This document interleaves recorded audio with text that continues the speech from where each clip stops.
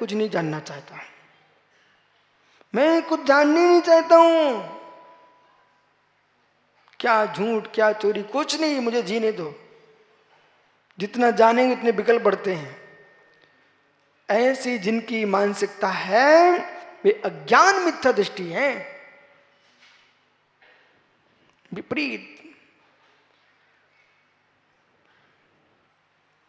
कोई दिन को दिन कहता तो दिन को रात्रि कहता है। मोक्ष निर्गंतु के जाया जाता है, बोले मैं कपड़े पहन के जाऊंगा। कोई दिन में खाना खाता है, बोले मैं रात्रि में खाऊंगा। तो कोई दिन में मेरे मित्र रात्रि में भोजन त्याग करता है, तो कोई दिन में त्याग करते हैं। समझते जाइए आप।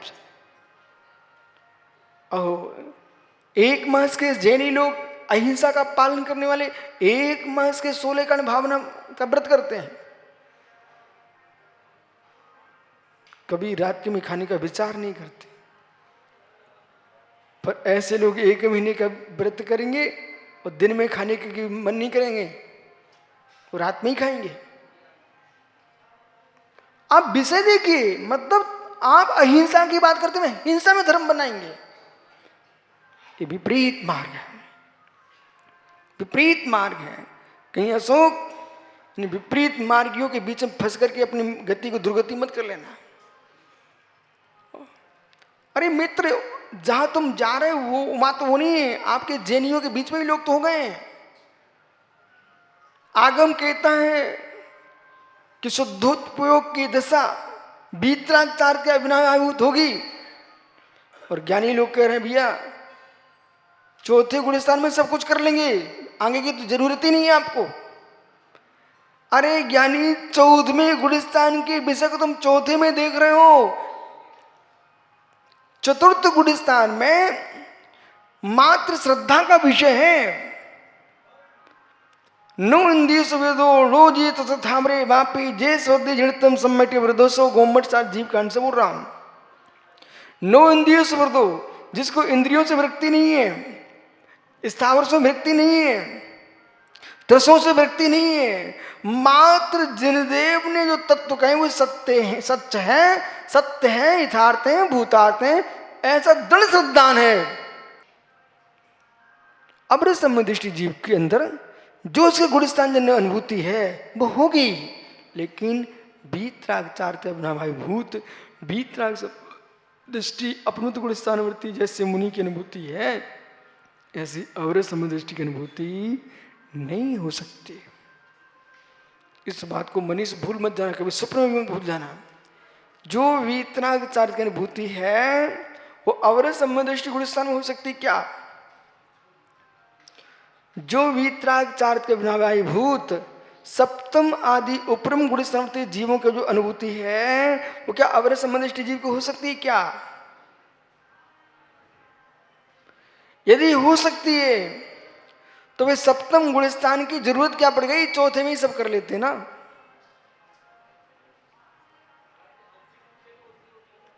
अब जिसे तुम अंश कह रहे हो उस अंश का नाम आप ऐसा मत कभी स्वप्न में बोल देना, एक गुणस्थान का अंश दूसरे गुणस्थान बेटा कभी नहीं होता। एक गुणस्थान का अंश दूसरे गुणस्थान में कभी नहीं होता। एक पर्याय में दूसरे पर्याय का अभाव होता है। ऐसा बोलिए, जो सप्तम गुणस्थान में जीव साक्षात आत्मा की अनुभूति ले रहा है, चतुर्थ गुणस्थान जीव अपने गुणस्थान संबंधी कसायों का 6 क्षोभ समूह है प्रकृतियों का, तद्दन अनुभूति लेता है और उसके सदुपयोग की भावना भूत अनुभूति होती है। इस शब्द का ध्यान रखना। जो मैं कह रहा हूं ब्रह्मदेव सूर्य ने इस भाषा का प्रयोग किया है। अवरस संबंधिष्टि जीव के शुद्ध उपयोग भावना भंडनते, शुद्ध उपयोग की भावना है। क्या है? भावना है। भावना जन्य शुद्ध उपयोग होता ही है। यदि नहीं मानेंगे तो मित्र सम्यक किस बात का? और सम्यक दृष्टि जीव को अपने गुणस्थान संबंधी आनंद आता ही है। यदि नहीं आएगा तो मेरे मित्र मिथ्या दृष्टि तक को तो आनंद आता अपने मिथ्यात्व का, ठीक है ना। जो सर्वथा आनंद नहीं मानते वे भी अज्ञानी हैं। और जो व्यक्ति 12वें गुणस्थान की, 7वें गुणस्थान की, 11वें गुणस्थान की जो अनुभूति है उसे चौथे में लगाएगा तो गुणस्थान के साथ विभिचार नाम का दोष आ जाएगा। बराबर। इसलिए अब जो तुम कह रहे स्वरूप का अनुभव होता कि नहीं होता है मित्र, अवरज सम्यक दृष्टि जीव है, सम्यक प्राप्त किया है। सम्यक दृष्टि जीव को चतुर्थ गुणस्थान से क्या, प्रथम गुणस्थान से लेकर के 14वें गुणस्थान तक का स्वरूप का बोध है। प्रथम गुणस्थान से 14वें गुणस्थान तक के स्वरूप का बोध है, ज्ञानात्मक, प्रभासात्मक, ठीक है। लेकिन अनुभूति तो उसको अपने स्वरूप की, मतलब अपने स्वरूप का मतलब अपने गुणस्थान स्वरूप की अनुभूति करेगा। और अपने गुणस्थान में जो आत्मा का जितना वेदन होता है वो करेगा। उसे कौन मना करेगा? चतुर्थ गुणस्थान होती है जीव। लेकिन मनीष ये ध्यान रखना, जो बेचारे चतुर्थ स्थान की अनुभूति के लिए लड़ाई झगड़ा करने लेते हैं, इनसे प्रश्न जरूर करना, तो मात्र बातें में लड़ाई ही करना जानते हो, वास्तव में हो रही है तुम्हें। मैंने तो चोटी के विद्वानों से बात की है, उनसे मैंने पूछा, जितने तुम्हारे चोटी के विद्वान हैं, भाई क्या हुआ? वो तो स्पष्ट बोलते हैं शब्दों में, स्वामी मैं तो मिथ्या दृष्टि हूं। मैं आपको नाम नहीं बता रहा हूं, सबसे मेरा संपर्क रहता है। और जब जब मैंने उनसे बात की, वो कहते मैं तो मिथ्या दृष्टि हूं। जिनके नाम पर मत चल रहा ना, उन तक को वो मिथ्या दृष्टि बोल चुके हैं। हम ऐसा क्यों? बोले हाँ कहाँ, ये तो आशीर्वाद देना, पैरों पे चंदन क्या क्या लगवाते थे, इस प्रकार से जो काम करते थे, वो तो दिगंबर जैन परंपरा में है ही नहीं है। तो प्रश्न ही ना मित्र, जब आप अपने आप को अभी तक ये नहीं पकड़ पाए कि मैं सम्यदृष्टि हूं कि नहीं, और यूं कहे कि सम्यदृष्टि है, तो सम्यदृष्टि को अहंकार होता है क्या? अरे सम्यक दृष्टि जीव को अनंतर मंदी के साथ अहंकार नहीं हो सकता। छाया सम्यक दृष्टि भरत चक्रवर्ती को अहंकार था कि नहीं? वो कितना बड़ा अहंकार था कि भाई पर चक्र चला दिया। इसलिए दर्शन मोहिनी और चारित्र मोहिनी, मैं सब बात करने वाला हूं अभी आपसे। एक कर्म की प्रकृतियों में रजत बेटा भेद करना पड़ेगा। दर्शन मोहिनी सम्मित का घात करती है, चारित्र मोहिनी चारित्र का घात करती है। युद्ध दर्शन मोहिनी का काम नहीं है, युद्ध चारित्र मोहिनी का काम है। वो मिथ्यात्व का सेवन करना दर्शन मोहिनी का काम है। छाया सम्यक दृष्टि जीव ने भाई पर चक्र चला दिया, लेकिन छाया सम्यक दृष्टि था, सम्यक में दोष नहीं आया, चारित्र का दोष था। इसलिए मनीष पहले बेटा ये खोज करो, दुनिया से मुझे कोई लेन देन नहीं है, मुझे तो अपनी आत्मा का कल्याण करना है। सच्चे देव पर विश्वास है, सच्चे साथ पर विश्वास है बेटा, सच्चे गुरु पर विश्वास है, 7 तत्वों पर विश्वास है, पंचाशिका पर विश्वास है, 6 द्रव्यों पर विश्वास है, 9 पदार्थों पर विश्वास है। हम आगम की भाषा में, कुंद कुंद की भाषा में व्यवहार सम्यक दृष्टि है। कुंद कुंद की भाषा बोल रहा हूं, समंत्र स्वामी ने कहा है, श्रद्धानम परमार्थानाम माप्तागम तपोव्रताम त्रिमूढ़ापोड़ मष्टंगम सम्यक दृष्टि मस्मियम। सम्यक दृष्टि जीव 3 मूर्ता रहित, 8 मद रहित, 8 सम्यक गुण सहित जो जीव अनायतनों का सेवन नहीं करता है, वो सम्यक दृष्टि जीव है। कम से कम मैं क्यों ये बोल रहा हूं? बालकों, किसी ने आपसे बोल दिया आप तो कोई शूद्र के बेटा हो, हिला मत। मैं शूद्र का बेटा हूं? भले क्षत्रिय कुल में पल रहा हो, ब्राह्मण कुल में पल रहा हो, जैन कुल में पल रहा हो, पर उसे किसी ने बोल दिया तुम तो यहां गोद आए हो, शूद्र के बेटा हो। वो बच्चा वहां खाएगा पिएगा सब कुछ करेगा, पर अंतरंग में उसके अंदर बैठ चुका क्या मनीष, मैं शूद्र का पुत्र हूं। वो बच्चा कभी विशुद्धि नहीं बना पाएगा, क्योंकि उसके अंदर क्या बैठ गया है, शूद्र पुत्र हूं।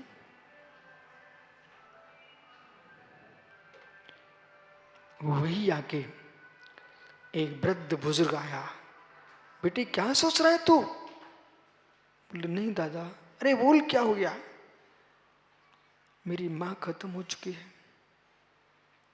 पिता खत्म हो चुका है, जहां मैं पल रहा हूं ये लोग मुझे शूद्र का पुत्र। बोले नहीं नहीं, तेरे पिता से मैं परिचित हूं, तेरी मां सेलवंती थी बेटा, तू छत्राणी का बेटा है, छत्री पुत्र है। बोले क्या प्रमाण? बोले देख ये कागज, तेरा जन्म हुआ था उस गांव में, वहां नगर पालिका में तेरा नाम चढ़ा हुआ है, देख। जैसे नगर पालिका का नाम लिया और नाम चढ़ा माता पिता का देख के आता है, बेटा खुश। बोले क्यों? अरे मैं नहीं शूद्र का पुत्र, मैं छत्री पुत्र हूं। उसका भाव भंगमा सब बदल गया एक क्षण में। ऐसे मित्र, हम शूद्र पुत्र, हम मिथ्या दृष्टि, मिथ्या दृष्टि यानी जैनियों की गाली, मिथ्या दृष्टि, हम मिथ्या दृष्टि, शूद्र पुत्र, शूद्र पुत्र। अरे नहीं, मुझे देव पर, साथ पर, गुरु पर विश्वास है, श्रद्धा है, मैं सम्यक दृष्टि हूं। अपने आप को मिथ्या का कह करके देश जिनका घात कर रहे हो, देश जिनका घात। जितने ये जीव बैठे हैं इनको सच्चे देव का ऊपर विश्वास हो गया, मैं तो यूं कहूंगा। अब कहना मनीष, आप तो चौथे गुलिस्तान में खोज रहे हो शुद्धोपयोग का अंश है कि नहीं? अरे तुम शुद्धोपयोग के अंश की बात छोड़िए, मैं तो ये कह रहा हूं ए चौथर गुण जीव तुम देश जिनका अंश बन चुका, जिन अंश हो गया है। और कोई ना भी कहे मुझे तो मालूम है मैं भगवान बनूंगा, 100% भगवान बनूंगा। जिनको विश्वास न हो वे अभव्य जीव है, जिनको अपनी भवितव्यता का ही निर्णय नहीं हो पा रहा है। मुझे विश्वास है, पूर्ण विश्वास है। ऐसा नियोग, ऐसे निमित्त, ऐसा सहयोग क्यों मिल रहा है? ये जिनागम की, व्यास की गद्दी, गणधर की गद्दी मुझे क्यों मिली? वैदिक दर्शन में इस गद्दी का नाम है व्यास की गद्दी, और जैन दर्शन में कहते हैं गणधर की गद्दी। ये व्यासपीठ है, गणधर की गद्दी है, इस पर हर व्यक्ति नहीं बैठता है। गणधर पीठ मुझे मिली है, और गणधर की पीठ पर तीर्थंकर गणधर की वाणी बोलेंगे, हे मित्र मुझे मालूम है एक चींटी जा रही थी लाइन लगा करके, और बालू में जाते जाते जाते जाते उस बालू में पूरी लकीर बन गई, गड्ढा पड़ गया। जब चींटियों के चलते चलते बालू में लाइन बन गई, तो बार बार गणधर की बात करेंगे, बार बार गणधर की बात करेंगे, तो मालूम रस्सी आवाज जाते सिल पर पड़े निशान। जब रस्सी के आने जाने से सिल पर निशान पड़ सकते हैं, तो गणधर देव की वाणी कह करके इस आत्मा पर निशान क्यों नहीं पड़ेगा? इसलिए आप सब प्रतिदिन उपदेश सुनो, प्रतिदिन स्वाध्याय करो, भले ग्रस्त हो पर समय निकालो। मित्र अब उपदेश दे सकता है, व्यास की पीठ पर बैठ सकता, पर पूरी बात सुनना हमारी। इनने प्रश्न किया, अब इनको इनके हिसाब से समझाना पड़ेगा। सद्धेदि रुचेदि प्रोय फासेदि धम्मम भोग निमित्तम न कम मुखे निमित्तम। भगवत श्रीमद कुंद कुंद देव ने समय सार जी में एक गाथा लिखी हुई है। सिद्धे धीरो चेदे प्रोपासेधि धम्मं भोग निमित्तम नतकम मुखैर्निमित्तम। श्रद्धान करता है, प्रतीति लेता है, अनुभूति लेता है, धम्मम भोग निमित्तम। मात्र धर्म इसलिए कर रहा है कि जगत की विभूति मिलेगी, जगत का भोग मिलेगा, लोग महाराज कहेंगे लड्डू खाने को मिलेगा। ये दृष्टि जिसकी चल रही है वो अब कभी मुक्त नहीं जाएगा। मेरे मित्र, मुझे विश्वास है, मैं धर्म भोग के निमित्त नहीं कर रहा हूं, मैं धर्म मोक्ष के निमित्त कर रहा हूं।